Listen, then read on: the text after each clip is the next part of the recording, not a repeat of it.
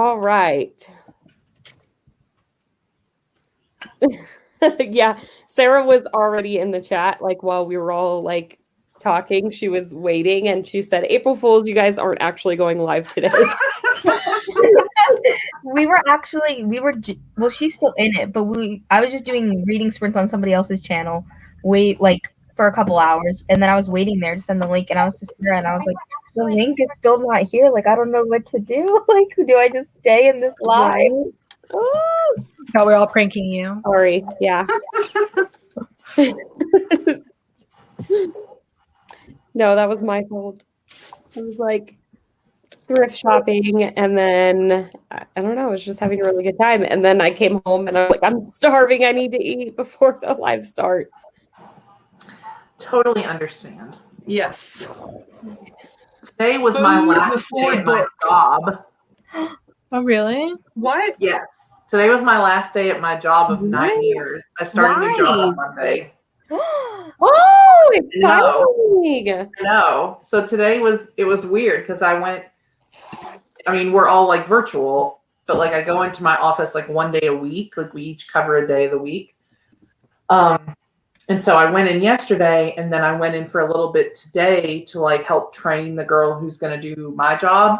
And then I just was like, okay, well, bye. Like no one else was there. And it was like, wow, I'm done. But so crazy. I'm still gonna work for the same university, just it's a similar job to what I do now with like college access for low income kids, but it's a different program, and I'll be on main campus. Right now I'm like somewhere far away and different, and so I get to be like actually on the college campus, which I love because I went there as a student. So it's exciting, but like exciting. That was my day today. It was my last day of work. That's so cool. So yeah, that's what I did today. Yeah. That's awesome. That is awesome though. I'm so excited for you. Thanks. So hello everyone who's here. Monica's eating sandwiches at her laptop. It's okay, we all do it. Perfect. Monica did say that she did not like this book. Sarah didn't like it either. Yeah, which Sarah didn't like it either. So she scared me. Like I was, I'm not gonna like this book because Sarah didn't like it, so I'm not gonna like it. But I've come to realize Sarah and I have very opposite tastes in books. Like my favorite books she doesn't like. Some of the books that she really likes, I'm like, girl, what? Like I don't understand. So we don't like the same things. Yeah. I feel that way too with Sarah.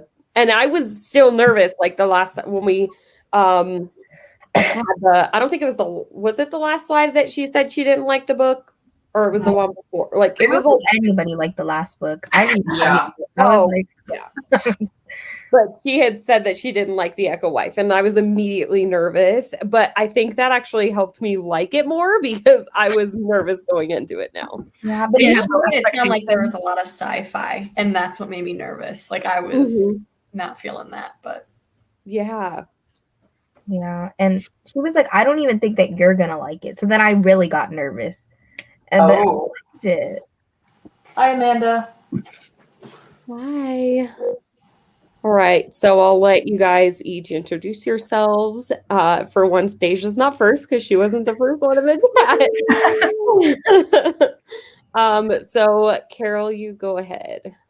All right, my name is what? Sorry, let us know your star rating too, or whatever for the book. So cool. All right, my name is Carol. My channel is Carol Marie Reads. Read a little bit of everything.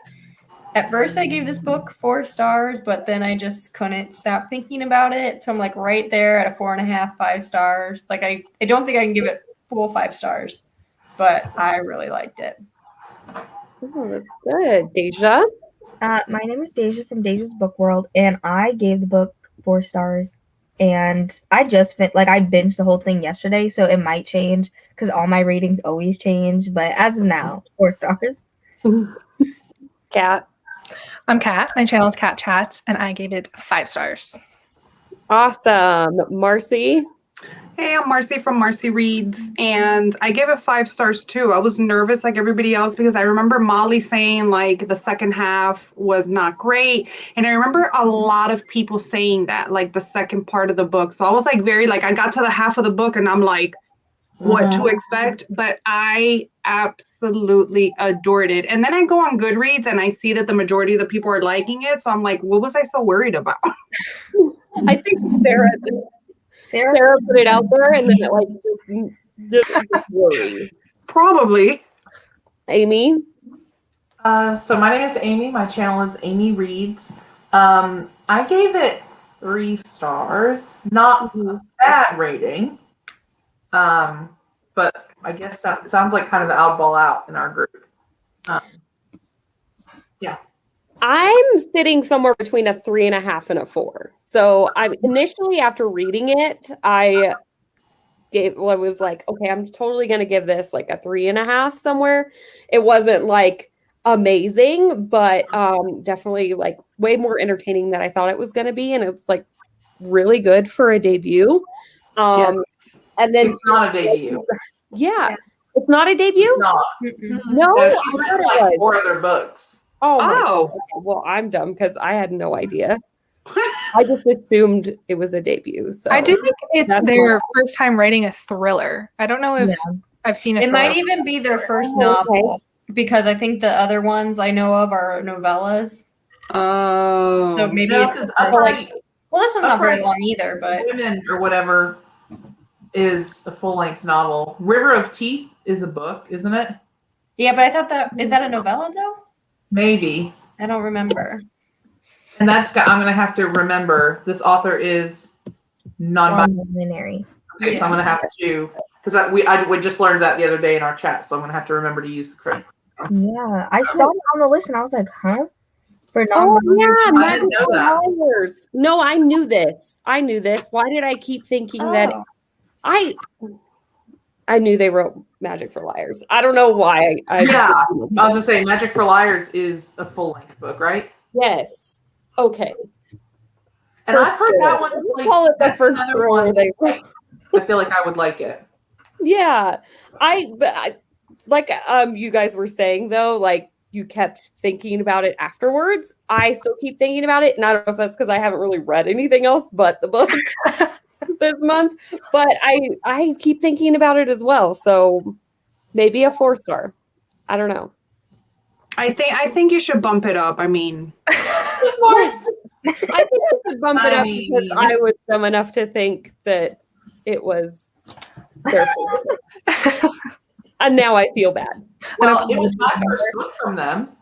And I think, was it all of our, have any of us read any of their other books? I haven't read This is my Magic for first Liars. one. I've had it kind of like it catches my eye a lot. Like it's something I'm obsessed I with the kinda cover for Magic of Mhm. Life. I Magic for really Life. like the cover. I think that's how I felt with Follow Me to Ground. I gave it 3.5 stars, but then I literally think about it like all the time. So now I was like, Yeah. it can't be 3.5. Like I just can't. Mm-hmm. I can bump it up. Some But books are really like insidious and they kind of get under your skin and you don't Yeah. at the time. And Like, it's like, there have been a lot of books I've given 3 or 4 stars and I'm like, man, I still think about that book. It's probably Mhm. remember. Yep. And that's also how I felt with Middle Game. I gave it 3.5 stars and then I was like, oh my gosh, like I keep thinking about it, but I want to reread it before I bump up my rating. I've never read it. I think maybe it's like this weird like little group of books that like I give like 3.5, 4 stars, but then I think about them and they're usually like weird sci-fi, like Middle Game, Follow Me to Ground, probably this book too. Like all just like in their own little group. Yep. I like that. I think it's definitely worthy to like just go back and bump up a rating. Like that's totally valid because you do if you are thinking about that book over and over again, like obviously it had some sort of effect on you in the long run. Yeah. I like I go that. back and lower ratings too. I do I that. was too. just about to say that, Carol. I I was like, think that's so we weird.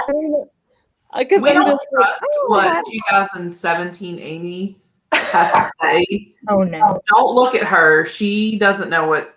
Don't look at her reviews. No. I always showed that. How many 5 stars in there? Yeah, if you see a rating from me that's before like even 2019, like don't look at it. Don't take that personally. Like I don't know if I trust myself. I think I only trust myself from last year, honestly. So No, I'm a different person every book rating, so it's I think quarantine like made me a different human. So like anything before 2020, I'm like, I don't know who that is. Yeah. We are not the same. She did not know what was to come. She was not. No. You've just completely evolved. Yeah, I feel this way too. And I feel like I did, like you said, Amy, like I had tons of like 5-star reads from like years past. Everything was amazing. No. And I read a lot of YA. Yeah. Which there's nothing wrong with that. But like when I was an actual teenager, I feel like YA wasn't as huge as it is now. Like teenager, like Twilight came out when I was probably like 18. So like even Twilight hadn't come out. Like Twilight hadn't come out, that was more like middle grade, you know. So like I feel like I was like rediscovering YA. I'm like, oh my god, there's like all this great YA and it's like so cute and all this stuff. And I didn't have that when I was a teenager. And then I was like, it's getting a bit hard to relate to. It's like I'm old. I like going to bed early. Like, I'm like, they went out at what time? I'm like, no. Homegirl's already in bed by then. Homegirl's taking her pills and put her lotion. She's already. If we show up to Deja's dorm, we're gonna be yelling at everyone because we're trying to sleep at 9 o'clock. Yeah. We're gonna get the party started at 7. We're gonna eat dinner at 5. Exactly. I'm still in class. Like I'm literally like I like to be in bed. Like I don't go to sleep for hours, but like I need at least like 3-4 hours before I go to sleep, just chilling. Yes. I cannot be out. Like no. I go to bed at like 9, and then I don't fall asleep till between 11 and 12. Oh no, that's not me. I get cozy, and I take all my pills, all my supplements. All my pills. And you're like Monday, Tuesday, Wednesday, Thursday boxes? Yeah. I have can go one show of it to you, girl. I really do, and it's full. Me too. Thank you. And mine has a morning and a night. Yeah. Listen, baby girl's got to take her Lexapro, okay? Or you don't want to be. I need to take my pills. Yeah, I just have too many issues where I was like, I have to get something to organize this because I cannot be opening all these bottles all the time. I don't have time for that. I literally keep a little, not Tupperware, but like a Rubbermaid container that's like about this big under my bed with all my pill bottles. And then on Sunday night, I just pull it out from under my bed and I'll raise really get like I have a side table that's like it's just like a table. There's nothing like it's just like the top and the legs. Like so there's like space underneath, and I have a bucket. Like that's like it's like a not a bucket, like a basket. That's like a little basket, but like it has all of like pills in there and like my melatonin and like, my little like nail file. Like it's just all in my little basket right next to my bush. Oh, that is so funny. You guys are so cool. My family's like a bunch of like druggies, so we have a lot of medication in my house. I mean, honestly, part of it's prescription, but then a lot of it's just like supplements that I take. My sister is like she's like very like into like over the counter. Like she's the one to go to. Like if you have an issue, you go to her because she has all the over the counter meds for everything. But then my dad has like his own buckets for like his epilepsy stuff, and there's a whole bunch. We have like our little what are they called? Well, now I'm forgetting the name. You know, like the thing that you have, the machine for asthma. We have a nebulizer. Yes, we have like 3 of those in my house. Like we have a lot. Yeah, that's another thing. I have to have my rescue inhaler on me at all. Yep, exactly. Boy, Deja, conversation, but we're excited. Totally fine. It's totally fine. I am gonna check out like what everyone rated the book as well. Amanda gave it 5 stars. I think that more like we really liked it, but then like the other people who read it didn't like it as much except for Amanda. Yeah, it seems like a few other were kind of like in the middle or gave it like less. I liked the length. I can't do long books lately. It was a good Same. Same. Yeah, and I too, it's a good length, but they pack a lot of stuff in it, and I really like when short books do that. Yeah. It didn't feel that short, but like it was. Like Yeah, it I feel very short to me. short. I listened to it on audiobook, and I think the audiobook was like 8 hours. So I listened at 2 times speed, so 4 hours. Like that's that's pretty short. Yeah. Raine, how did you feel about the audiobook narrator? I enjoyed it. I thought Me too. she like really, I don't know, she just kind of fit with that character. Like being that main character. She had like almost like a numb quality to her. Like she didn't Like robotic. talk more about the book, but she just seems like someone like who's very unemotional, like not emotionally attached to like I understand she was upset about her husband, but it did seem she was kind of like not really emotionally attached to anyone. Like she just kind of like did her work and that was it. And like she just, to me, it like sounded like someone who would be that way, I guess. I don't know. Yeah, Blunt and to the point, like scientific. Yeah, I think that's what added to my experience was she added so much tone, like the correct tone for the book and for the character. I loved it. I really like the audiobook narrator too. Yeah. Someone said they didn't like the audiobook at all. Oh no. I know Monica said she gave it 2 stars. Not here comes the flash. Like we're gonna say you can't. if you convince me, I might give it 3. Okay. I'm gonna try, Monica. I'm gonna try. Monica really was acting like we're gonna be like, nope, you can't watch the live show anymore. Sorry. 2 stars. Take her back. Look at all these bullets. Take her out. You're fine. You're fine. We get it. Angelia said I gave this 2 stars. So it seems like it's very like this is different from what we normally have with lives. Like I feel like most of the time we're all pretty like I'd rather hate it or like it a lot. Like Yeah. So it was Angelia that said she didn't like the audiobook at all. I enjoyed it.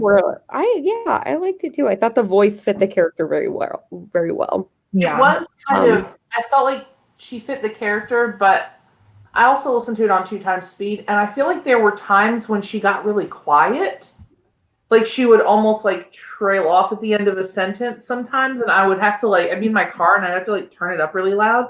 But I mean, I do think she definitely fit the character, but I could see not enjoying that narration if you want a narration with more emotion or passion.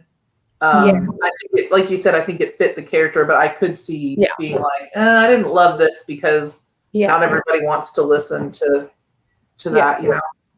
Yeah, because I feel like the main character just seemed like not a very like lively person. Like she was just the exact opposite of a bubbly personality. She was just like all about work, just like a neighbor. Focused, and it just I don't know. To me, it just fit. I feel like the unlikable characters that like are not bubbly and kind of like hate everybody are like my favorite characters. I'm like, oh my gosh, like this is what we all feel like on the inside, but nobody actually wants to express. Like I feel like it's so relatable. And I was also reading this other book at the same time, and the book had a reason for these perspectives, but there was like a ton of like men's perspectives, and they were all irritating me beyond belief. So like I was like, oh my gosh, like a nice reprieve. Like thank you. Like because the other book, oh my gosh, this one sentence in this other book was like they're like up in the mountains or something, and a tree snapped, and he was like, I felt the vibration of the tree snapping in my balls, and I was like, I gotta leave. Go. I can't be reading. I saw that. And I didn't read it for like 2 days because I was like, I wasn't even in there. I don't know. But like this book felt nice because I was like, okay, yes, like this is relatable for me. This is good. Yeah. I liked her. Yeah, I liked her too. I mean, she's just very straightforward about what she's focused on. She's focused on her work. That's her baby. So What else? Oh, I do Monica? agree with, yeah, I was going to say, I agree with Monica that I think this would have been more intriguing if we had at least Martine's perspective as well. Mm-hmm. Maybe Nathan's sometimes, maybe just like one or two vignettes from him. Yeah. Like maybe, I don't want to, well, we've all Well, read it. yeah, I have Can an say opinion on that spoilers? too, but it might spoil something. So Yeah, can we Okay, spoil well, things? we'll go ahead and from here on out, we'll just give the warning. We'll go into Okay. spoilers. I totally forgot about that. I'm glad you even brought it up. I thought it would have been interesting. First, I mean, I wanted to know from you, but it would have been interesting if you had like one little chapter from Nathan before and new Nathan. That would have been a fun, like, not like stay with him for a long time, but I felt like where it was all her point of view and she was very cold. I felt like it was hard to feel emotional or connected to any character, which maybe was the point. But I did feel like this book took me a long time to read, and it was a 250-page book. I finished a lot of books while I was still reading this one. So I don't know if that was a me thing or the book. I like never felt inclined to pick it up. Like, I don't think it's a bad book. I just felt like it fell a little flat for me. Yeah. And the stuff that I felt like I should have been like, oh my God. Like, I was just like, okay, yeah, I could see that. Like, I don't know. And I don't know if it was the way that it was told or something.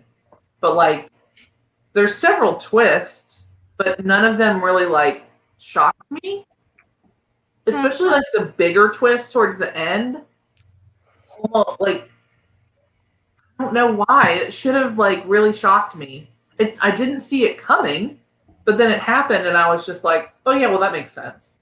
You know, but I think that's what I think that was the point of the whole book, is that it's a very subtle and very we got to see the perspective of Martine. She is a clone. She has, like she says, she's a specimen. She's a tool. She doesn't have feelings. She's there to please everybody. And so I think that's the perspective that we get from Martine.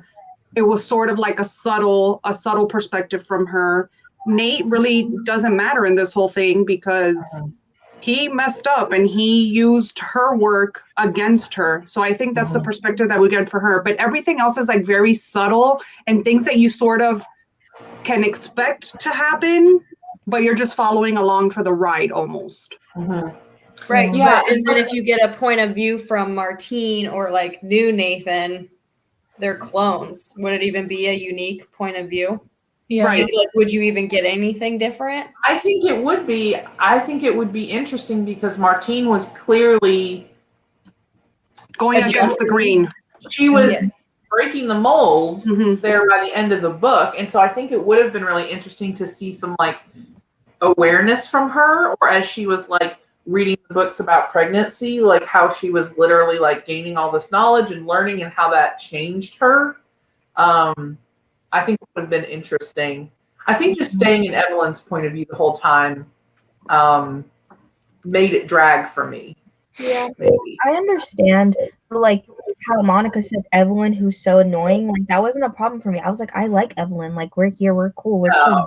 Yeah. Like, it did feel kind of like repetitive because it was just Evelyn the whole time. So it would have been nice to have a little something in there to like mix it up. But like I was like, I like Evelyn, so we're good. Just staying. Yeah.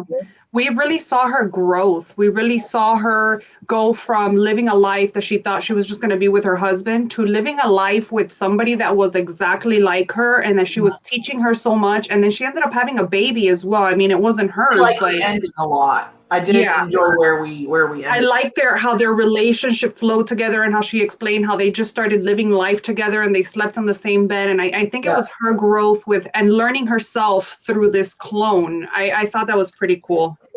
And it's like her and Martine became very reluctant, like friends. Yeah. It doesn't seem like she has friends. She clearly keeps everybody at like arm's length. Yeah. And it was like this thing that was forced upon her.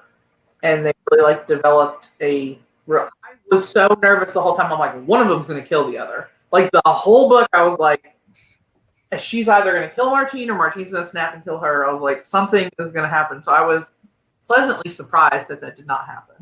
Yeah. And I also felt really bad for her, and you felt really her despair when she says that she didn't ask for this, and Nate just dropped this on her. So she didn't want to be a mother, but basically now she's a mother of 2, and like she hated him so much for that. And I felt that. I was like, damn. Yeah. And for Monica and Angela's comments, I feel like that's like a marketing issue, or like, because like I went in, like I did not know anything. I was like, okay, I think it's sci-fi and it's weird, obviously, and Sarah didn't like it, and like that's all I remembered. I didn't know there was a marriage. I didn't know there was clones. Like I didn't know it was a thriller. I didn't remember anything. So I think going in, I was like, yes, like this is good. Like it was unexpected because I had nothing to expect. And Sarah, she said she didn't like it, and she thinks that it was an issue of the marketing. Like she was like, it's not a thriller.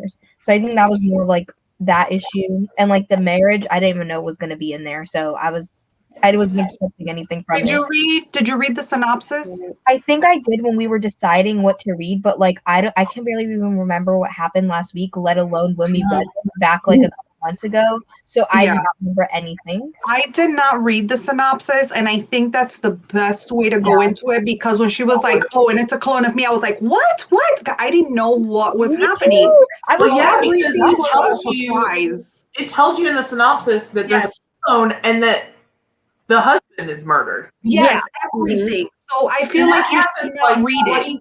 25% into the book, like they're like cleaning up the murder, and I'm like, this was all on the back of the book. So like I do think it felt like a sci-fi thriller. Mm-hmm.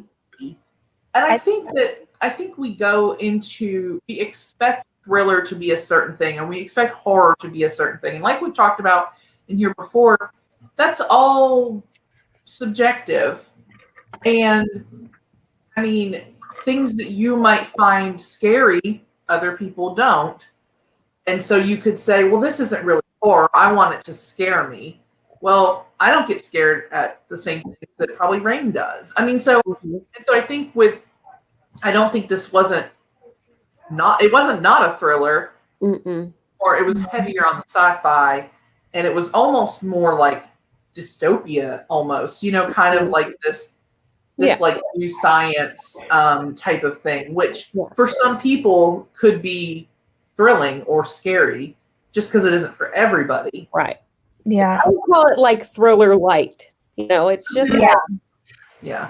And I think lighter thriller. I mean, it has those mysterious elements throughout it, because you really don't know what's going to happen from that. Like after the husband is killed, you really don't know where the story's gonna go at that point. Because like thriller. Yeah, like especially like me and Marcy were on the same page, because I was like, a clone, not right. I was like, when she was like, oh yeah, it's his fiance. I go, well, you better not go to that meeting. And when she says it's her clone, I'm like, wait, what? I was like, what? Like, I will say the first little surprise that did kind of get me was when she gets up from her chair and she realizes she's pregnant. She's pregnant. I do wish that we got more into like, how did that happen? Because all she says is, this is impossible, this impossible pregnancy, this isn't able to happen. And I'm like, I really wish we had gotten more into the pregnancy part and been like, I wish she was looking more at like, how did this happen? This is a big deal. Yeah. And you know what else? We should be thinking more about that. I think the worst part of the book for me was when the poor clone, or Martine, let's call her Martine, is like, I can't sleep because she's programmed not to sleep. I'm like, can we fix her, please? Can we do something for her? Because no. Yeah. That's because that guy is a monster. A straight up monster. Hi, Molly. We won't spoil anything. Hi, Molly. Hi. No, they needed to change the back of the book. Like, they needed to be like one of those like synopsises where it's like two one sentences. line. Yeah. like Mhm. because since I didn't read it, I was shook. Me and Marcy, Yeah. we were both Yeah. I was like a clone. Yes, murder. they should omit the clone thing, because the echo wife, you sort of see like a mimicking, but you don't understand. It could just be They somebody could've just trying to said, be like like, somebody. Yeah.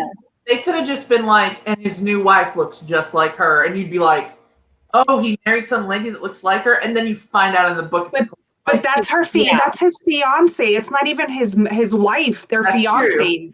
Yeah. I think that That's a would have marketing issue. made it for way sure. more shocking. And Monica, that is not really a plot hole because on a lot of new scientific discoveries, there's not government regulations like on changing genetics and like editing genes. Like we talk about it because I took AP biology last year and I'm in forensics. Like I take a lot of science classes. So it makes sense because a lot of new things, there aren't government regulations, especially when they're occurring for the first time in a lab. Like people over in China, they for real was just like chop, let's edit these genes real quick and create the perfect baby. And everybody was like, are you, what? Well, yeah, you can't make regulations on something that you don't know how if it's going to work or what the outcome is. Well, Yeah. when you think about it, you hear like a lot of even like developments in technology about how they're studied, and like we find out all this new technology, like we find it out years after it's been happening. Yeah. They It's not like developed this stuff, but we don't get it or find out about it until way later.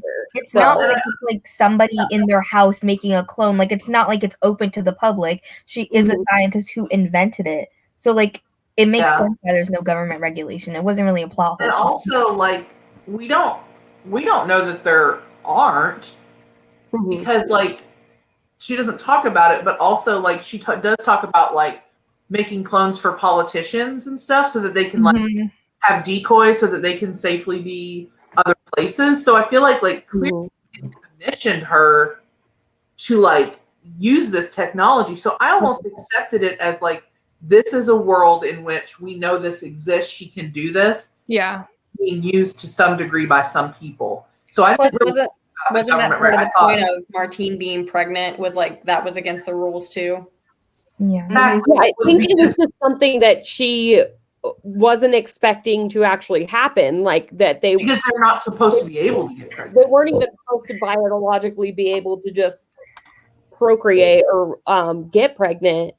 Angelia said that was the shocking part for her, as well as like all the clones that he made.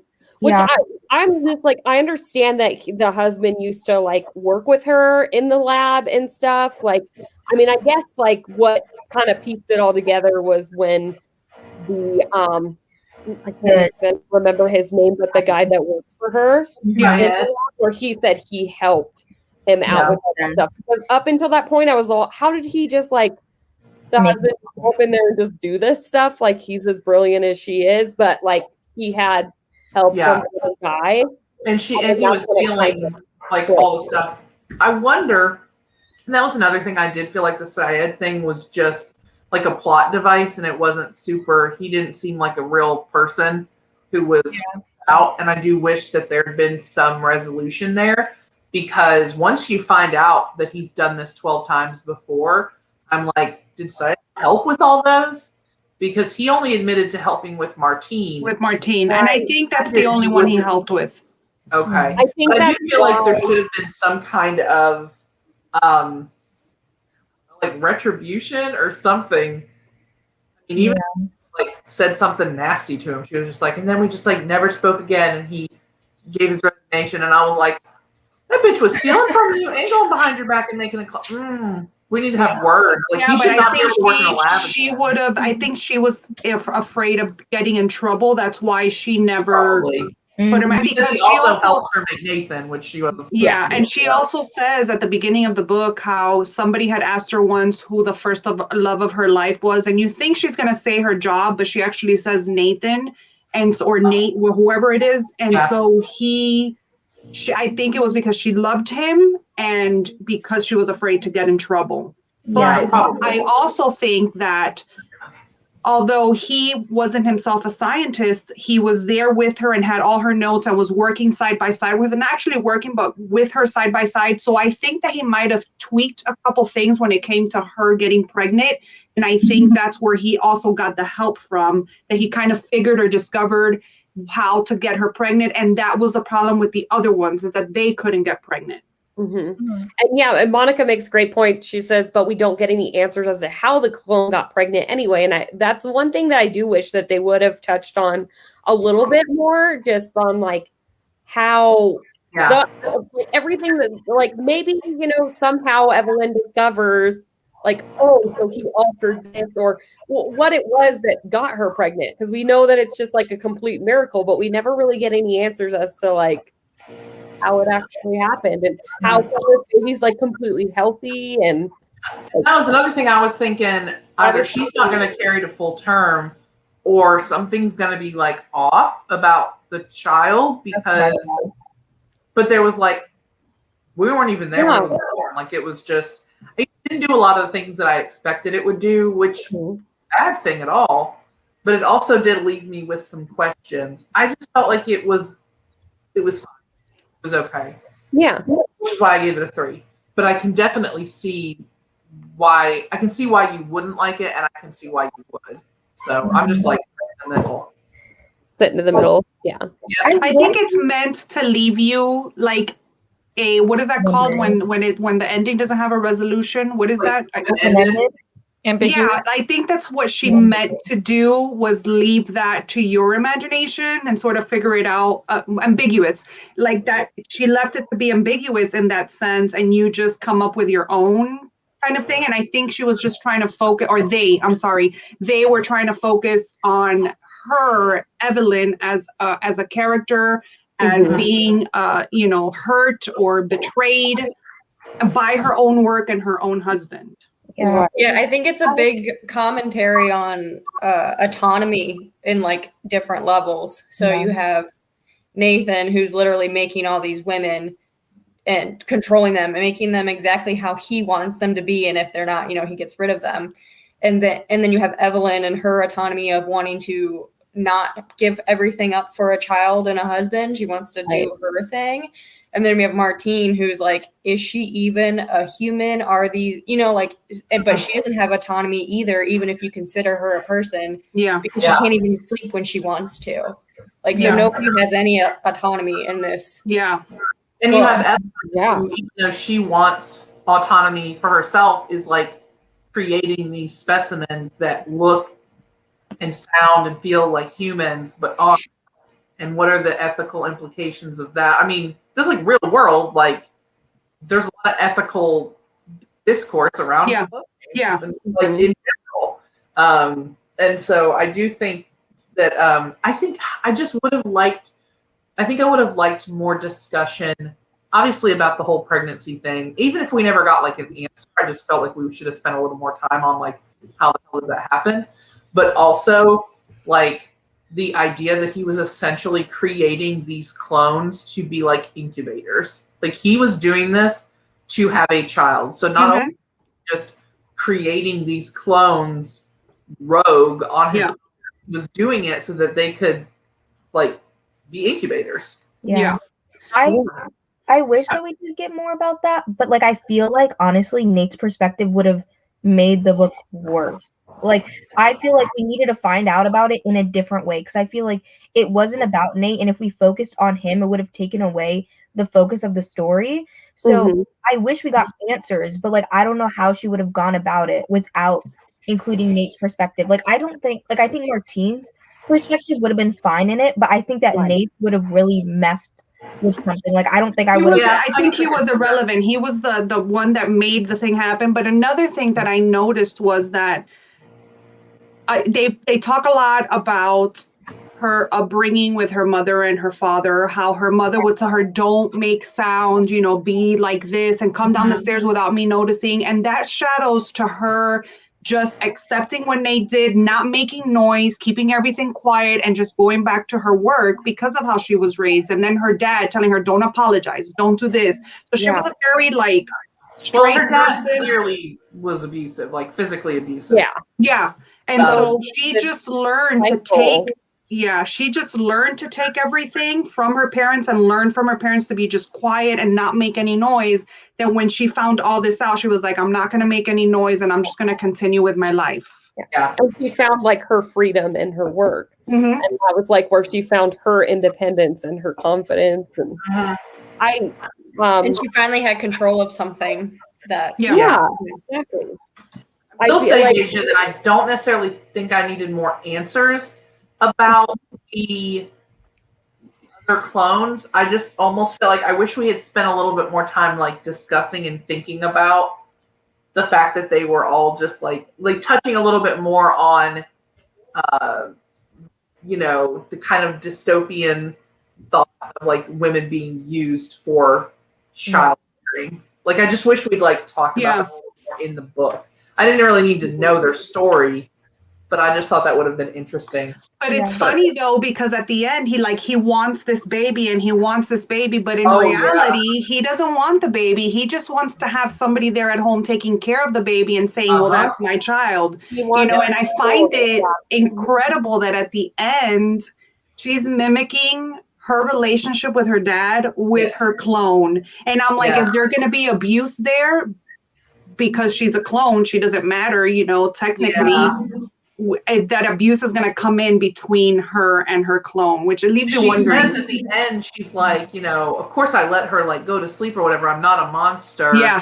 And I'm like, is that you trying to convince yourself you are? Yeah. That you saying that you actually are different from your dad? I was hoping that maybe she isn't. Mm-hmm. Yeah. I would not be letting him get a week every month. I would just be like, bitch, if you no baby for you. You can't handle it. You don't get it. Yeah. It's either all or nothing. Like knowing and how she like gets so mad at him and has to like convince herself that like this technically isn't the Nathan from isn't the Nate, yes. Right. But this Nathan is lying to your face right now because he's this guy inside. And I was like, I would take that kid from me. Monica said that this book felt like a character study of Evelyn, and I wanted more of a thrilling storyline. Which, I mean, I guess if you're looking for something that's more high action or whatever in that sense, but I think we made pretty great points when talking about like body autonomy and how like I don't know, I feel like it did kind of like it hits other things, you know. I mean, that's fine I mean, I don't think anyone's convincing anybody they have to like it, but you know, I mean, I can understand just wanting more from a book and not feeling as. Well, I get that when it's something marketed as like a thriller, and then you read it and you're just like, that didn't enough happening. And I think that doesn't really work for me. Like, I don't really like science with like thriller. Like, I like it more to be like about the characters, because I think like the main one that pops into my head is When No One Is Watching. It kind of has like scientific aspects in it, especially at the end, and I really did not enjoy that at all. And it was very like thriller, fast paced at the end, and I was like, I hate everything about this. Like, this is that book gets a little batshit at the end. That book kind of fell apart for me at the end. Same. And then even Lakewood, I liked it, but like I didn't like it as much as this, and I think it's because it focuses more on like the thrilling aspects than this one does. I feel like I like it better when like the scientific aspects are more background. Like the thriller is kind of just like there. Like, I like sci-fi that's like character sci-fi. Yeah. Like we're not trying to. No, I don't really like the plot. I don't know why. Okay. Yeah. Asia, have you read Recursion by Blake Crouch? No, but I own it. Okay. One I definitely want to get to for sure. Has anybody in this live read that book? No, but I own it. You can read it right now. Can we have a Stacks of Strange buddy read of Recursion sometime here? Let's do it. I'm game. One of my favorite books. So you're talking about like sci-fi thrilling stuff, but character driven. I feel like that book is so good about that. Like I cried at the end of it because of the human elements. There's some people who just thought it was average. I've not read Dark Matter, and I know both. Dark Matter is definitely. Have you read Dark Matter, Deja? I just own both.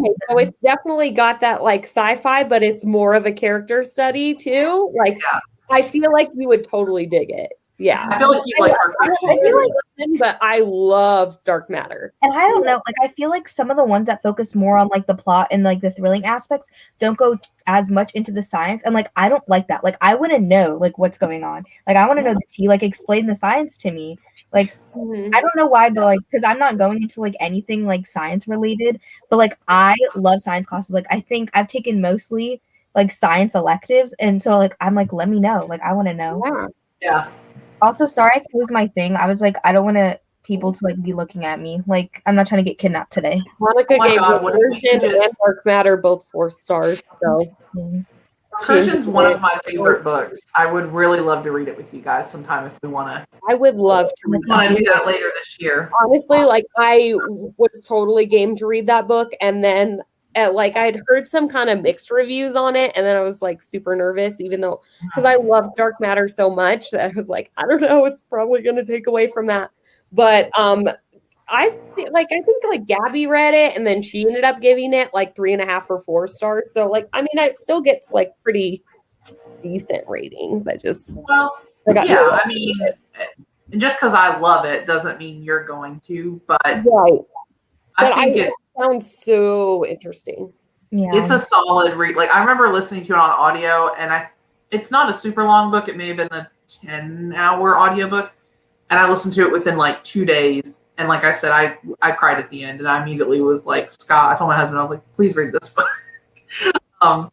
It's good. I think it is definitely twisty.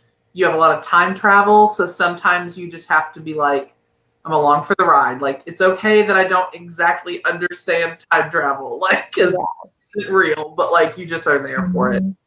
But it's also follows 2 different characters very closely, and it's very like human and emotional. I would love to see what you think of Dark Matter now. Me? Yeah. Yeah. I'm planning on reading it later this year. I think I'm going to buddy read it with a friend. Okay. Because I think that I'm trying to do the buzzword thing, and I think one of the months is dark. Oh, okay. So I think I'm going to try to read it that month. Kat, I want to know more how you felt about the book because I know she hasn't said anything. I'm here. I saw I'm waiting you for her. so quiet. You put it on your favorite shelf, and I want to know. I did put it on my favorite shelf. I I was like interested. this so much. I don't know. I noticed that too. I'm being very quiet. I don't know why. But I really liked it so much, and we mentioned it a little. Like I think I especially liked it because of the commentary, and like you guys mentioned, like he created this woman to be like an incubator, but like I think it was also such interesting commentary that he like created this woman to be exactly the type of woman he wanted, and like her going to bed at a certain time, and her like not questioning him, and like I was say he makes her exactly how he wants it, which is to say subservient. Exactly. Like not unemotional, but just like, doesn't question anything, is always willing to help. And I'm like, what does that say about what we expect about women in general? Exactly. Well, yeah, It's and bound to be the that head sleep housewife. thing. Yeah, that sleep thing made me so angry. I'm like, oh, just enough Like, time to damn. cook dinner, clean it up, have sex with them, and do what like. I'm like, oh, I was so mad. Yeah. So mad. So Listen, I'll be everything you want me to be. You want me to say yes, sir, no, sir, serve you. I will do all of that, but let me sleep. That's all I ask. That is all I ask. honestly though. I mean, same. I feel I need a that. solid 12 hours. Me too. Me too. No. I am not a morning person. Yeah. But also I really like that, like I feel like in a lot of thrillers or horror there's a good guy and a bad guy. There's someone that the author wants you to root for and be on the side of, and then there's like the bad person that we're against. And I feel like that didn't really happen in this book. Like none of the characters were super likable, and I don't think they were meant to be. Right. Like I think towards the end I did really end up liking Evelyn, but like throughout a lot of the book I was like she's kind of Morally, she is morally gray. Nathan is morally corrupt. I mean, I think Martine is the only character who you could I say didn't like Martine. She is was a good annoying guy to me. because she's programmed to be. Yeah. Right. Yeah, but like I think from the beginning even you're like, oh, I don't like her, like the other woman. Oh yeah, Yeah. But even though it's not her fault. But Yeah, so like even though like there were some points where I didn't like the main character, like I didn't agree with the things she did. Towards the end, I kind of liked her. Towards the end, I kind of liked Martine. Like, so it was a very like none of the characters were good or bad. I really like that. Yeah. I think that the minute where she is explaining why like she can't get pregnant, I feel for Martine that instant. So I liked her really, really early on because I'm like, damn, this poor woman didn't ask for any of this. She was just brought onto this. So I liked her immediately after that. But at the beginning, when she calls her and wants to have coffee with her, I was like, don't you dare go. Don't lower yourself. Yeah. Pretty much liked her from the minute she's like, oops, I murdered Nathan. I was like, Yes. Oops. Like the coffee shop, her, I was though. like, what am I supposed to think about her? Because you don't know, and you're like, oh, and she's Raine, you're on mute. Raine, you're on mute. I was just like, you're growing on me a little bit. That's all I said. But you know, I didn't trust her. She was gonna no. It was weird that she was a clone, like unprogramming herself, and I was like, oh, she's gonna kill Evelyn too. That's what I did think she was going to, especially there at the end. Mm-hmm. Bitch has gone rogue. Like, what's okay? She could take all her money, all her accolades, and just have a baby, and just easy peasy. I'll just kill you too. And I was like, that's I was really expecting that. Yeah. I have like a not a conspiracy theory, but like a weird connection that I made.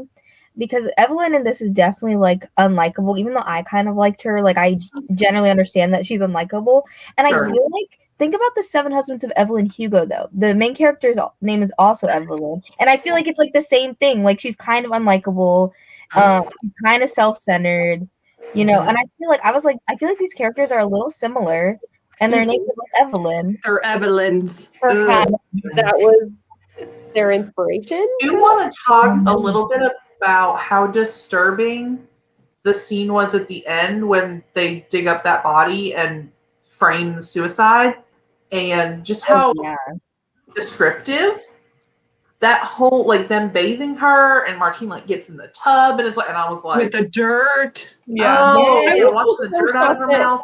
That was like just kind of nothing to Evelyn. Like, and I get it. And just very making all these clones and stuff is kind of she's a scientist. Yeah, that's what I'm like. She's just looking at it at a like scientific point of view, and like, you know, she's like killing and making clones all the time, I guess. So like doing all this, it just like doesn't affect her. And I would think that probably, you know, her ability to shut off emotion, it does help in her work, but I think it's probably a coping mechanism that she learned growing up, because she grew up in an abusive household, and even after her dad was gone, like her mother was not warm to her, like, you know. So I mean, there's ways you can deal with that, and I feel like her personality and her way of being is very like a learned habit, and so looking at these clones as like they're specimens, right? They just have a very scientific brain, and technically they are specimens. But like, I would be like, when they look like people and they talk like people, that's people, yeah. But I didn't think maybe I'm remembering something wrong? But didn't her mom kill her dad? Yes. Okay. It's heavily insinuated. Perhaps she's just. But even as a child, she was like, you know, maybe we should call the cops and say that we haven't seen them or whatever. Like I liked that. Well, and again, I think because, hi Sarah, you know, her dad was incredibly abusive, and you know, so I feel like she did grow up cold and kind of like, you know, she was his daughter, so how much of that is like a genetic sort of personalities are so in your genetics. Like I never even realized, like my sister and I, like we are only half sisters and we were raised completely separate, but like our minds are like connected in like a weird way. Like we're like kind of the same person, and it freaks me out sometimes. Like we say stuff at the same time, like probably like once every hour if we're together. Like it's honestly so freaky that like our brains are always like on the same wavelength. Are you guys the same age? No, she's 9 years older than me. Oh, okay. Yeah, like she's 9 years older than me. We were raised apart, and yeah, she's pregnant with twins right now. Sarah wants to know what we all rated the book, and everyone enjoyed it. So we all like pretty much gave it. Amy gave it 3, and then I'm sitting between 3.5 and 4, but I'm leaning more toward 4 now since discussing this. I always like boost my rating when we talk. Yeah, now I'm like, is it 4.5? It makes you see like different. It makes you see different points of views, and then it ties things together that maybe you didn't think about. I don't think a lot about like commentary and stuff. That sometimes it goes over my head. So when I talk to you guys, I'm like, yeah, that sounds right. Yeah, I feel that way too. Like I feel like I don't know, when I read certain books, I'm not like as great as you guys are, like at like analyzing books or just like being able to express verbally what I'm like, what I liked about something. But I don't know, when you guys make such great points, I'm like, yes, like that just like clicks. And I don't know. Someone told me I'm like this. I don't know what it's called, but like basically, like I form my own opinions by hearing other people's opinions and comparing and contrasting them to my own. So like you guys will say something, and I'll be like, oh wait, like that makes me think of this thing that's different about the book. Yeah, that's why I can't read reviews prior to writing my own, because then I'll start incorporating other people's reviews of mine. So I have to stay away, write my review, and then go back. I do that so much. Yeah. Yeah. No, I totally understand. Yeah, that's. I try not to read any reviews before I read a book. Like, and even seeing the star rating on Goodreads sometimes is like, oh, messes with you. Yeah. Because like if it's lower, then I'm going to go into it being like, oh great, this is probably going to be bad. Yeah. Or if it's obscenely high, then my expectations are too high. And I'm just like, I need to just write down the day that I start it and then put it into Goodreads later. Yes. Like, I don't want to be on Goodreads. I think or don't even look at like the stars, just like currently reading off. Yeah. I feel like this might be my favorite Stacks of Strange pick. This or Follow Me to Ground. But I feel like the next 2 months are gonna be fire. So like I can't even say, like I'm so excited. Very excited. Yeah. For This House was of my Hollow. favorite so far. That's awesome. Yeah, I'm really excited for the next 2. So hopefully, because I don't think I've ever rated one of the Stacks of Strange picks 5 stars. My favorite to date is I'm Thinking of Ending Things. I knew you were going to say That was that. the other one I gave 5 stars. Yeah. Those are the like 2. I think the only 2 I've given 5 stars to that we've read. I don't even remember. Some of the books I literally just forgot. Don't remember them. Oh my gosh, remember when we read what is it called? The green one with the crow. Oh my gosh, yes. I forgot. Hollow Kingdom. Hollow Kingdom. Yeah. I was so sad because I really thought I was going to love that one. And then when I read it, we discussed it, I was like, I didn't love it as much. Also, In the Dark of the Wood, in the House in the Dark. Oh my gosh, I don't remember that one either. The one with the skin boat. Oh yeah, the house in the House in the Dark of the Woods. There's another book that's very similarly titled, and I'm like, y'all gotta quit doing this. I remember us talking about it more than actually reading the book. I was like, okay, something in a forest, a skin boat, some commentary. I feel like the skin boat should get together with Follow Me to Ground growing her own vagina, and like, what do we have there? She grew her own skin boat. That's what that was. Yeah.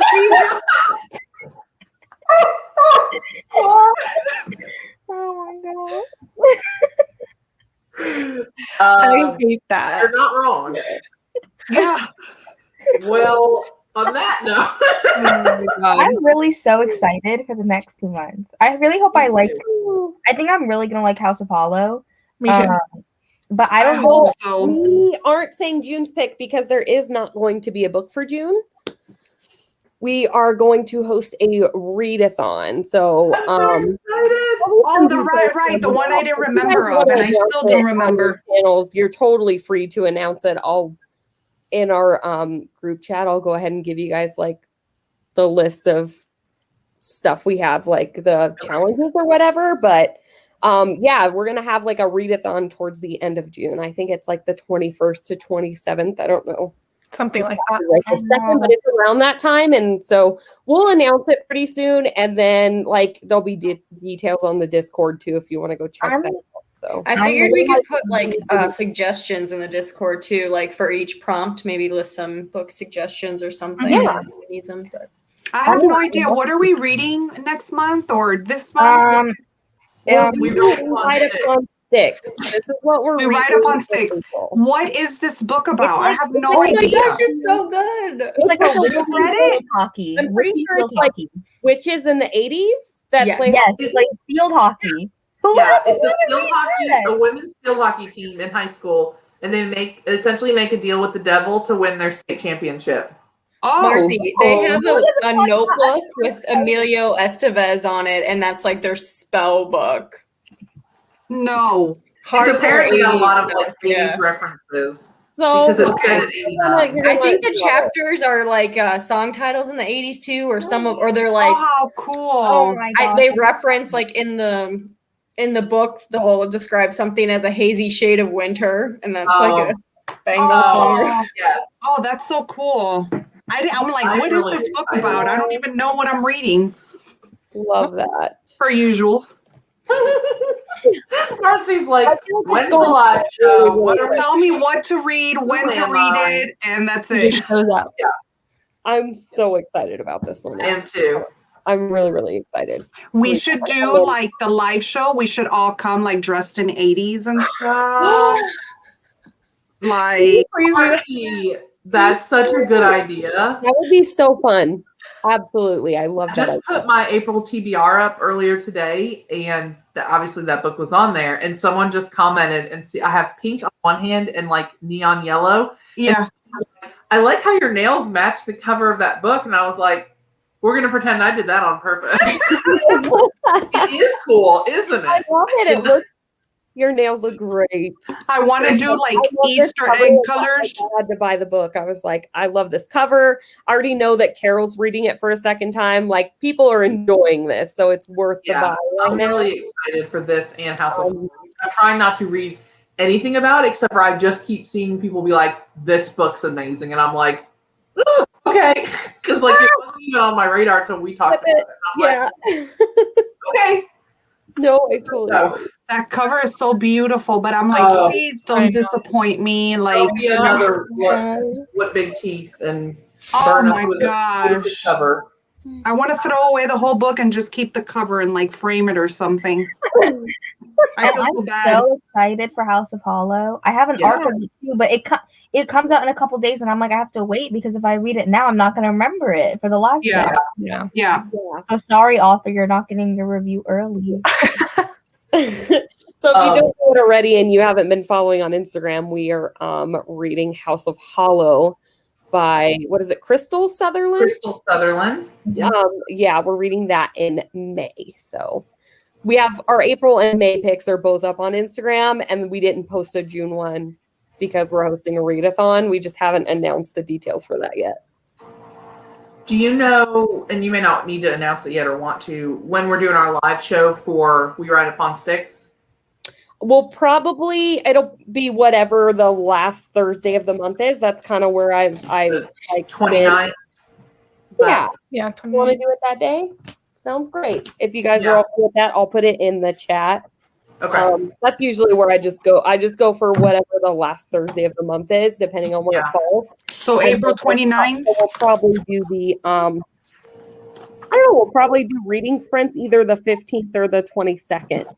Yeah. Whatever day works best for you guys. I was so sad that I couldn't log on because I had such a bad headache. Because like I look forward to reading sprints and live shows, and I was like, I literally can't even. So want to do one on my channel, but like I've never done one, and I'm not gonna do one by myself. Like just sitting there, like, hey, you know. I'll come on. I'll be there. All the time. Yeah, we can come over to your channel this month. Yeah. You know what you Absolutely. do? We don't have to always do it on my channel. Like I just, Yeah. You're our leader, Raine. So Yes. I do not feel like the leader. We're in the Saxon Strange cult. Talking about books than I am. Okay. What I do when I want to find people to go onto my sprints, I literally just adjust all the people on my close friends list to make sure that it's people that I would want on a sprint. And then I post a picture and I put a sticker and I say, who wants to do sprints with me on this day at this time? And that's it. And then people just show up. Yeah. And I'm kind of like nervous because I've never done one. So like, I don't know, like the mechanics of signing on. It's not that hard. I'm sure. And I mean, I don't even think you is they're just so chill. They're so low key. Yeah. I mean, my first one was a mess, but I mean, I'm just a mess. But I love that. I mean, I do them every Saturday. I love Raine doing that for the first time because she was just like, I haven't started the timer. I haven't stopped the timer. And then we put like the wrong date or the wrong time. I was like, Raine, I love how chaotic this is. Like, I love it. I truly did. It's a mess. I think I've never done a reading sprint. I've only ever been part of these, and then like when we did Reading Friends. But I mean, I don't even think you have to plan anything. I mean, I love that we do games.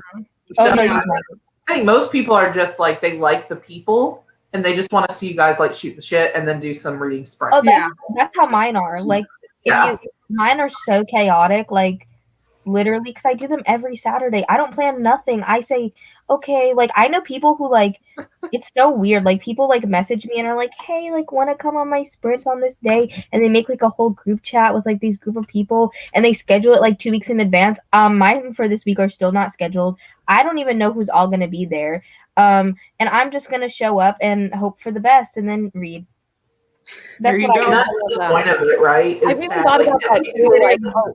Like, I was just talking last night to my cousin, and I was like, you know, honestly, like I could probably just do random sprints right now. Like I was like wide awake. It was like almost midnight. I was like, what am I even doing right now? Like I could just definitely do that sometimes. Like I'm just like, I'll set a timer on my phone for 20 minutes, and I'm like, I'm not allowed to look at my phone for 20 minutes until the timer goes off, and I'm just gonna make myself read.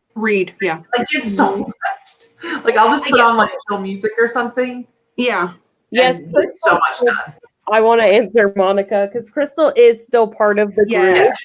She's planning a wedding, so she's got a lot going. And doesn't she work on Thursday nights? Yeah. She does. She has to work and with the wedding coming. I'll probably talk to her, and if we could work out a better day that works for her. I mean, if you guys are cool with that too. I don't know if Thursdays are the best days for you guys. I don't have a life. We can change up the dates. So me neither. Really, pre-COVID, it wasn't really hot. Me either. Nothing has changed over here. I'm so used to this now that I'm like, do I have to hang out with anyone? Like, are people going to be mad? Turned out so far in advance. It's been an incredibly convenient excuse. I'm like, no. COVID. I can't. It's not safe. I want to go to the movies and I want to eat inside of a restaurant. Oh, I miss the movies so much. You can go, but like I don't advise. It's just not doing all kinds of things. I've gone to eat. I've gone out to eat like a bunch of times. Right, not like I usually do more. What is that? DoorDash or whatever. More than I go out to eat, but we've gone out to eat, and it's pretty like I like it because they've had regular. They keep booths in between, or they have those like glass partitions and. I don't mind going out to eat. I just don't want to do like I don't want to go to the movies. Leave me with my HBO and all the free like the new movies coming out at home. Chill. I don't want to go to the movies.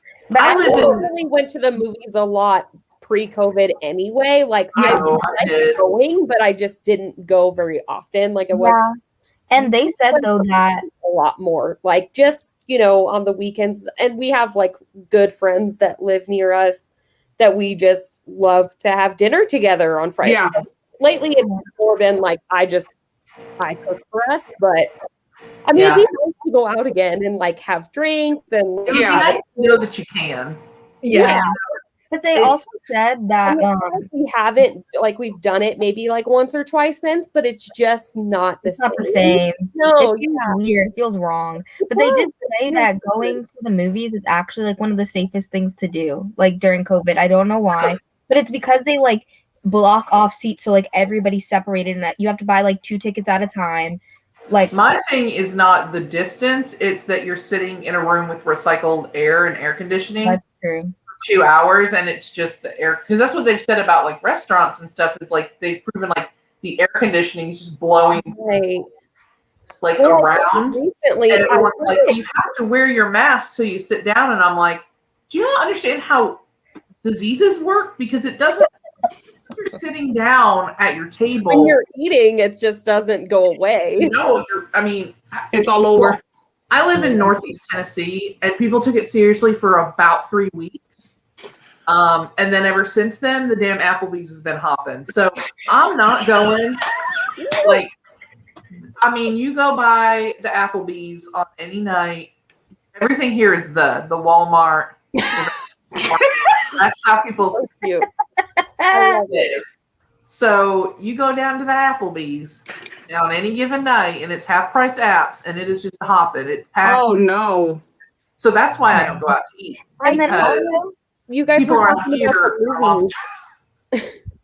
You guys were talking about the movies, and I did hear like something on the radio recently that like certain movie theaters are doing a thing where you pay like $100 or something, and you get the whole theater. Did that.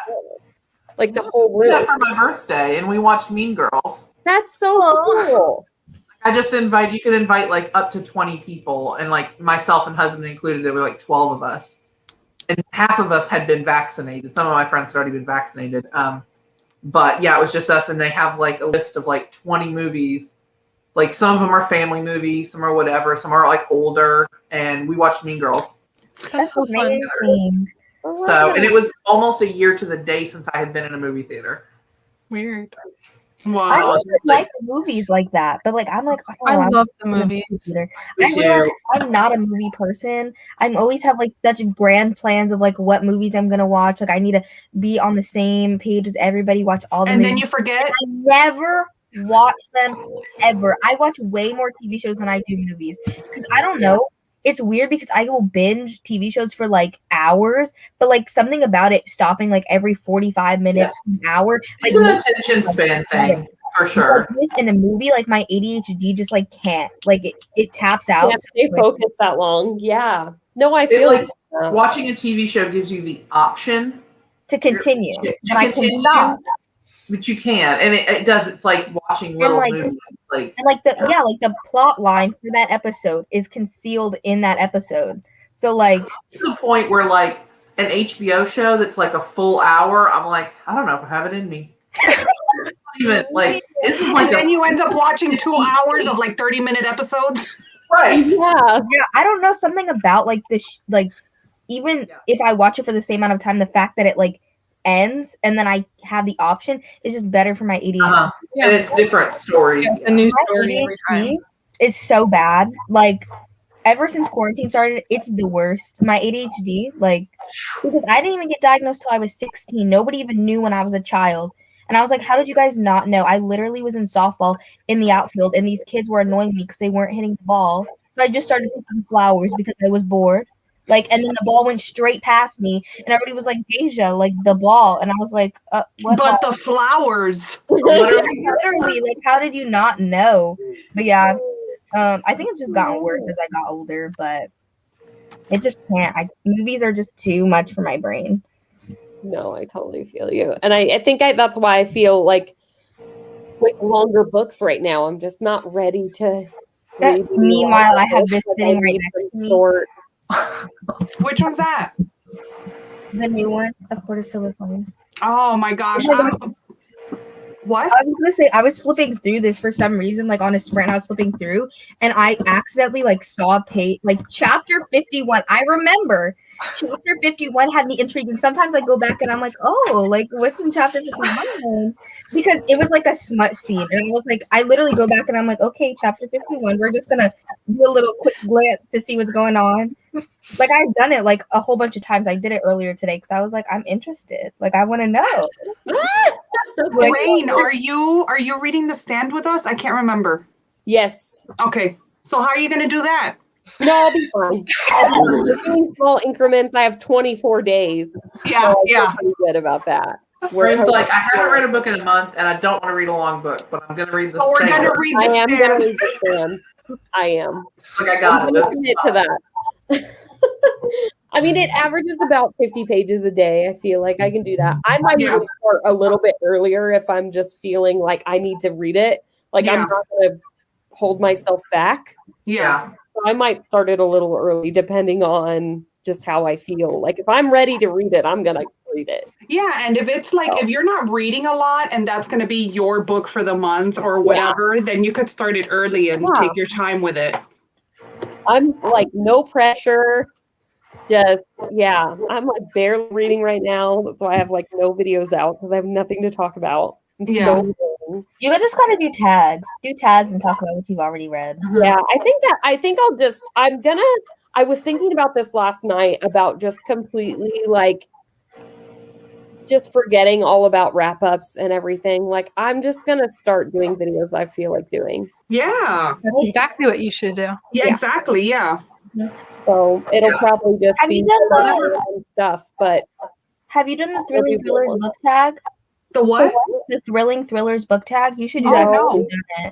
I did it on my channel. It's fun, but I was like, because somebody tagged me, and I was like, I like thrillers, but I haven't read that many, so I don't know what kind of answers you expect from me. But I'm here. But like, since you guys have read so many, I feel like it would be a good tag. Yeah. Oh, I'm gonna check it out. I'll probably do it. Yeah. I'll probably end up posting like my January wrap up only because I filmed it and it was super long.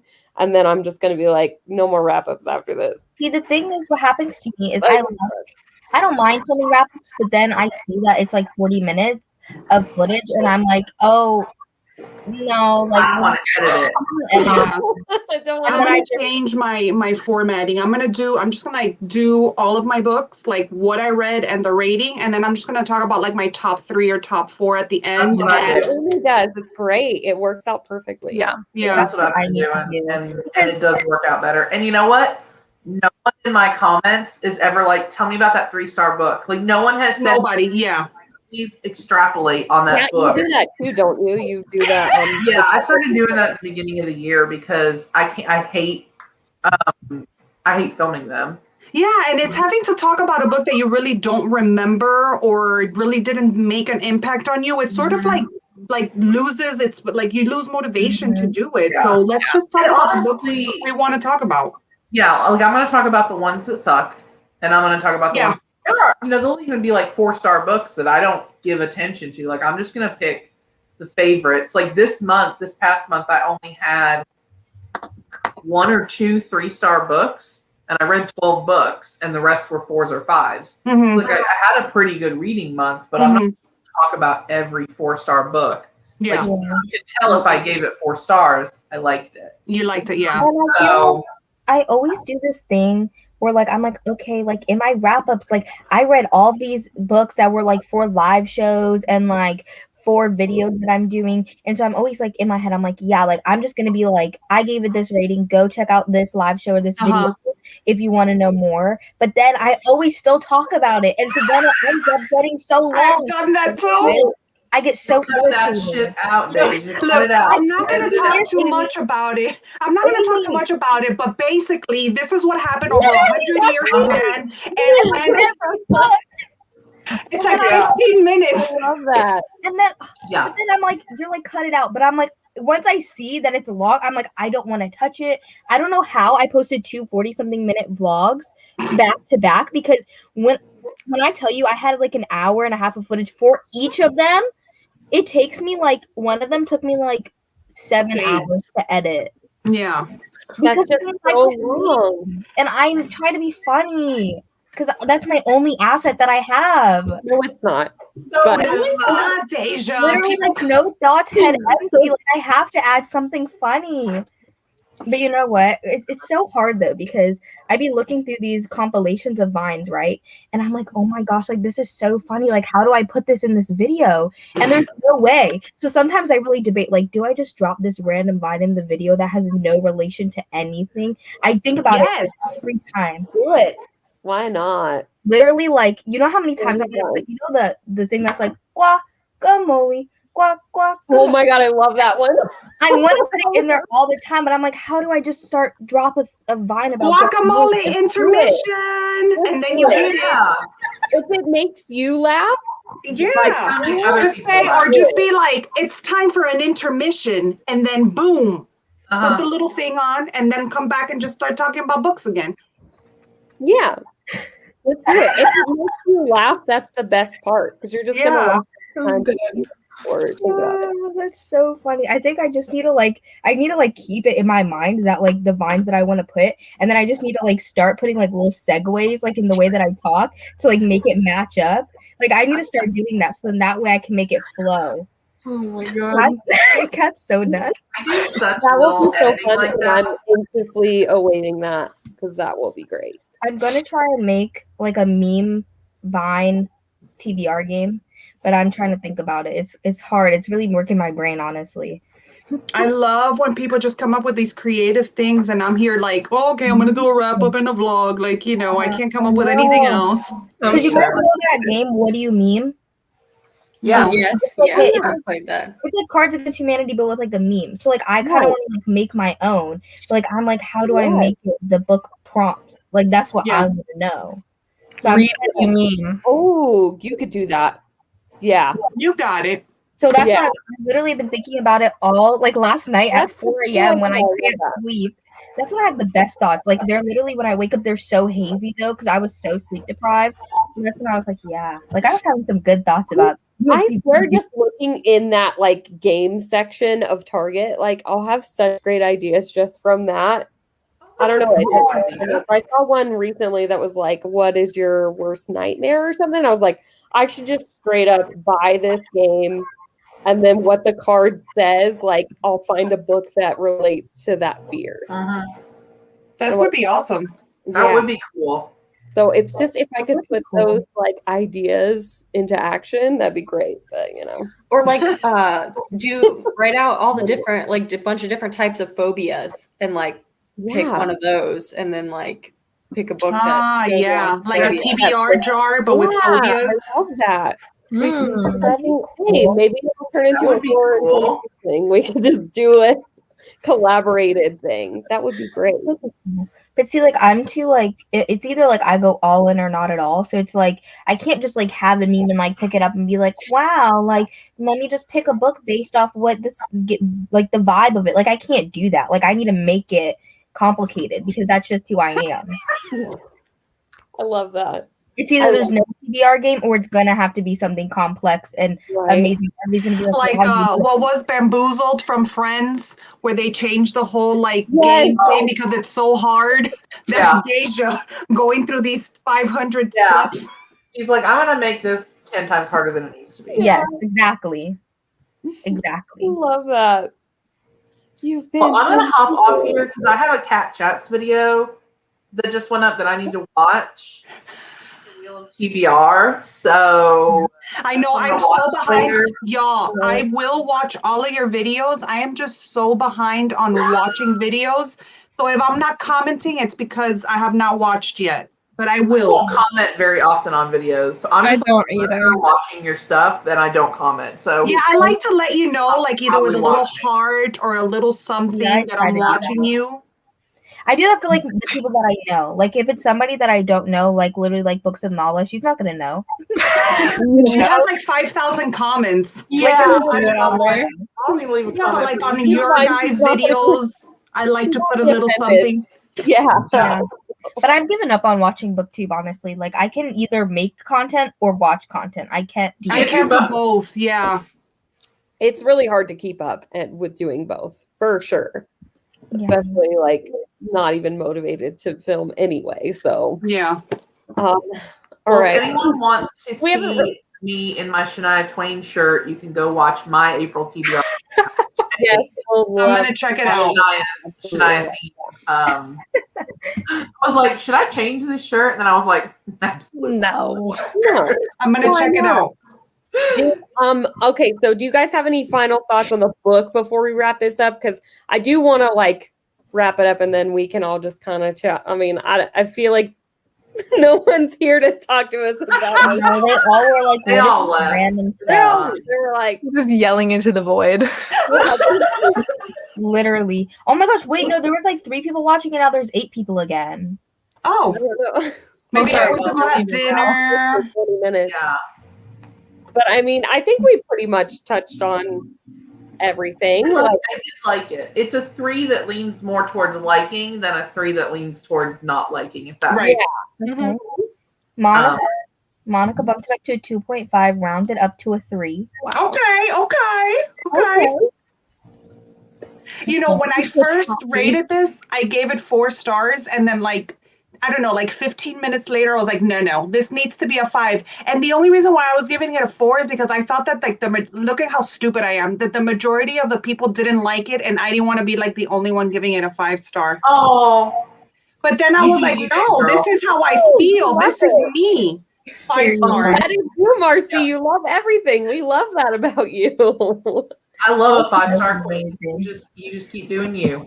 You're like, this is what I like. It's fine. Yep. I you don't have to explain it. It's just loved it. Yep. No, it was really good. So I'm glad that everyone ended up actually enjoying it because I was very nervous going into it, and I was very nervous about this discussion too. Like I was just worried, like, what are we gonna talk about? And then it just I know. it flowed really well. I liked it. And then I was like, oh no, Sarah gave it 2 stars. Everybody else is gonna hate it. And I'm gonna be out here like, I liked it. I was like, scared. I was like, okay. I know I was telling you guys in the chat, like when even like Carol had said that she enjoyed it, and then I was like, yeah, I actually liked it too. So I felt a little better because she said that she liked it. I see that I connect a lot of plots with movie plots. That's an issue with a movie junkie like me. I could see that. Yeah. I did see that you were talking about the island up there somewhere. Yeah, and I was like, I've never seen that. I have seen that movie. I've actually seen it several Oh my times. gosh, it's so good. So good. It is good. It's one of my favorites, and that soundtrack. Ooh.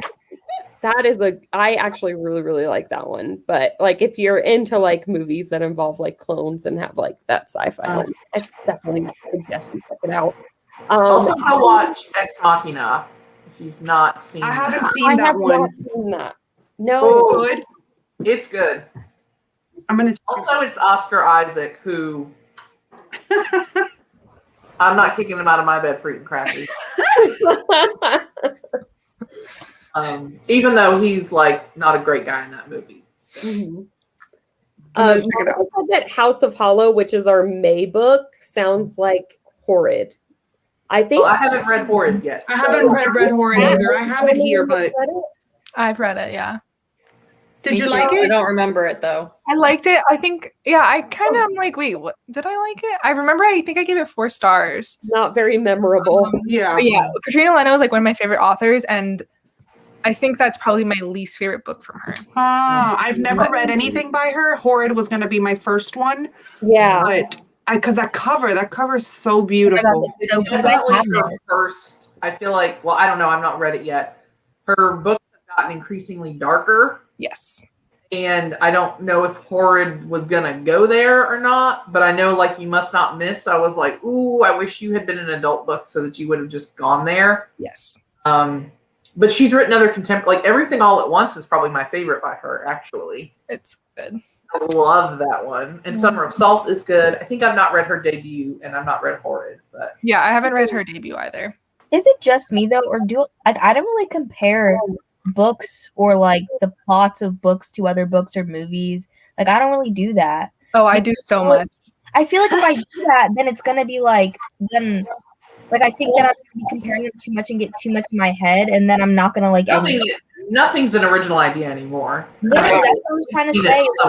It was like clones killing people. Have you ever watched Westworld or something? And I was like, literally anything with clones probably has killing people in it. Like, But I didn't think about Westworld when I was reading this, even though I've watched it. Like I didn't. I don't Yeah. know. I think I watched maybe the first 4 or 5 episodes of Westworld. It just never sucked me in completely. So I just like the fell first off. like season and a half, but yeah. But I get what Kat is saying about like comparing, and then like I get what Deja is saying at the same time though, because I do that often with movies. I will love a movie so much, and then I'll try to look for other movies that have those same elements, and then I'm pissed off because it's not the same reaction I had with that first one that was just like so perfect. And I try not to compare, but there's times where the book just makes you think about another book, like October Boys made me think about it so much. Oh yeah, some things are like blatant. That You know? I couldn't help but compare the two, even though they're, two different. They're not really different, just coming of age, but they're so different. But I felt so bad comparing them. But sometimes it just happens. Sometimes the book just gives you like a vibe that another book gave you, or it's like the same type of atmosphere. But I don't feel like I go into things looking for that. Right. Yeah. Also, I think like will be like, oh, like this kind of gives me like I like to like think in my head like something's combined to make something else. So I'll be like, oh, like it reminds me of this TV show and this movie combined together, and that's what like this book is. Like that's so like I don't really compare like my enjoyment of them. Just like the vibes of them. I don't think, oh well, I don't like this because I saw it in a movie one time. Like I don't do that. That doesn't mean that there can't be authors too. If I've like with Katrina Leno, if I've read a lot of things from them, which I don't like that I do. I'm like, oh well, this was really good, but I didn't like it as much as this other book by them, so I can't give it this rating. It should just stand on its own. You inherently rank the author's books in your head, and so if you had never read any of the other ones, like it would have been a 5-star. But because you read the other ones, it's like, but it wasn't as good as that one that I did give 5 stars to, so it's a 4. Okay, I only do that with an author's. I do that more with like books within a month, because at the end I always go through it, check my ratings, because my ratings always get whacked throughout the month, and that's what I'm saying. Like I always go in and change my ratings. So I'll be like, like I didn't actually enjoy that book that much, especially compared to this one. Yeah, I do that too. Let me change my rating, but like I don't compare like the plots. No. And the enjoyment of the plot elements to each other. Right. I'm not like, oh yeah, this book did it better, so like I like this one more. I may recognize that it is similar to something else. Yeah. But I don't, like I said, I don't seek that. Me too. I either notice it or I don't. Yeah. But I don't typically, compare. I mean, you might have like types of books, like domestic thrillers, where you're like, I've read a similar story and I like the way this book did it more. But I only think about it if I've like read them really close together. I don't like domestic thrillers. That's odd. I know. I feel like I thought I did. What is that? I hated that. I hate that. Raine? I'm concerned. Yeah, it's like it's a candy dispenser. Oh no, Raine. That's cursed. Oh no, Raine. Cursed. That is a cursed object. I like the idea, but the face is just a no. Raine. It's the feet that bother me. Raine, you have to put It's that the outside. mouth that bothers me. You have to put that outside. You can't keep that in your house. No, you gotta put that on your shelf when you film. You gotta go bury that in the backyard. Don't mention it. Oh my gosh, no! That's never gonna watch your videos again if you have that. So cool. I'm reporting Did you them. show that to your child? Because is your child scared of it? I If would you be. haven't seen it yet. I actually Can you please film her Can you reaction? film her reaction to me? Please film Robin's reaction. She'll probably like it. She's weird like me. Well, we want to know. We want to know if she's scared of it or she likes it. Okay, I'll try to film it and I'll send it to It's you. scary leaving for Halloween. Exactly. It's like a Halloween decor. It's not normal decor. He's so cool. I would argue the Halloween decor is year round, and I think Marcy's tree would agree. Yep. His eyes are googly eyes, like they move. I hate that. That's homemade. That is not. Don't claim that energy. I love how you guys There's some are holy so water in that or good. something. I saw it. I thought it was so cool. An old priest and a young priest in here. No, it was cool. Oh gosh, guys, this was fun. It was. Do you guys have anything going on your channels that you want to talk about before I end this live? Nope. So like Carol, well, me, Carol, and Marcy with Crystal are doing with Horror in 24. We're going to be reading The Stand, so we did bring that up. It's going to be like a 24-day long read along, and Gabby from Gabby Reads is joining us. And then we're going to read that, and then we're going to discuss it live. I think, what is the live show date? Like May 6th? Let me check. I think it's the 6th. Yeah. I always have stuff going on. Oh my gosh, I am hosting a Peppa Pig readathon in May, and my announcement video is going to come out like within like the next week or two. How cute. And literally, okay, wait, I'm gonna expose it because I literally can't hold anything back, and I made it, so it's my readathon, so it's fine. Love it. But I'm gonna show you what I did because it's honestly my brain. When I came up with this idea, I was like, yes. Basically, I was like, yes, like a bingo board, but like, how am I gonna make the prompts? Like, I can make them based off the characters, but like, nobody cares about anybody else except Peppa. You know, it's Peppa. It's the Peppa Pig readathon. So it's called Peppa Pig. Yeah, and so the readathon's called Peppa-a-thon. And so what I did basically is I made a bingo board, but the bingo board is all Peppa Pig related memes. And then I assigned a prompt to each meme because you can do your other thing. Like you know, because I was like, that's similar. Okay, here I found it. So like I'm gonna do the horror version of Peppa Pig. And so this is the bingo board. And that's then so cute. I put it with like the actual tropes, and then each one I put like the full meme and then put like the prompt because some of them got like cut off because like they have to fit in the little boxes. But like this one is because obviously he's hanging up the phone. So I said read a book with a trope you dislike. Cause like you're like no, like I love it. Because Peppa is literally 7'1", if you guys didn't know. She's 7 feet 1 inches. So I said read a big/thick book. Wait a minute. Peppa Pig is 7 feet tall? Yeah. I don't like knowing that. That's terrifying. That's scarier than that candy thing. And we have a group book, and the group book, you can get bingo with just the group book going that way. This of way. That? Wait. That's so What's cute. the group book? It is, what is it? Now I'm forgetting the title. It's by Agatha Christie, and it has pigs in the title. It has pig in the title. Three Little Pigs. Something like that. I always forget the name because we were trying to come up with something clever. I have that. We were trying to come up with something clever that we think that people would like. So it's called 5 Little Pigs. 5 Little Pigs. Okay, yeah. Yeah, because we were like, do we actually go something like pig? Like, what are we gonna do? And so then we did that. And I'm really, really excited because I know it's like Peppa Pig, like kind of stupid, but like my brand is kind of Peppa. Like in all my live show thumbnails now, I put a little Peppa like just floating in the thumbnail. Oh my god! I just looked through a magazine and they had a Peppa Pig ad, and it made me think of Deja. Yeah, I always think of Deja when I'm like out and about looking at like toddler toys because there's like. Don't even try and catch me. I got my Peppa calculator, and don't wait. Look at what my mom bought me at the store.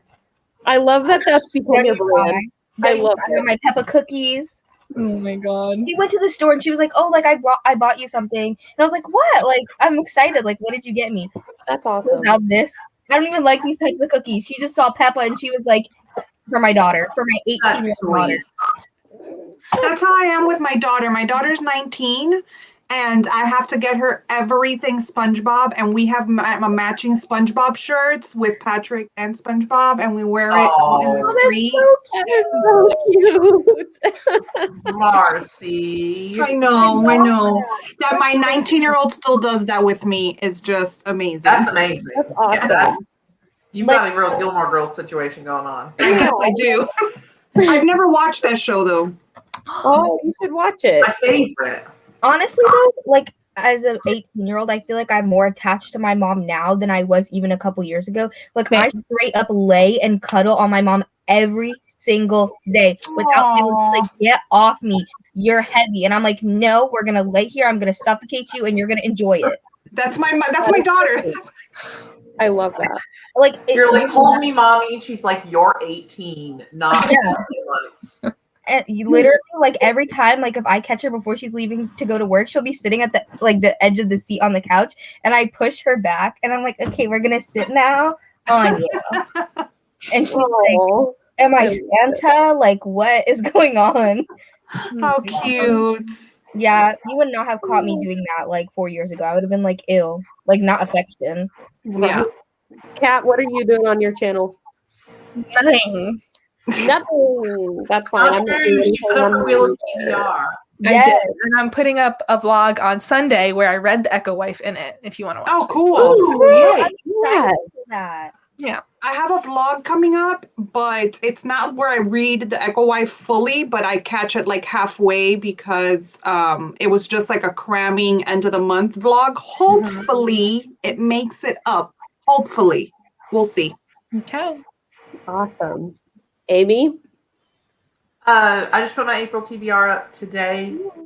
My wrap up will be up next week. I talk about in my TBR, I do have some secret vlogs.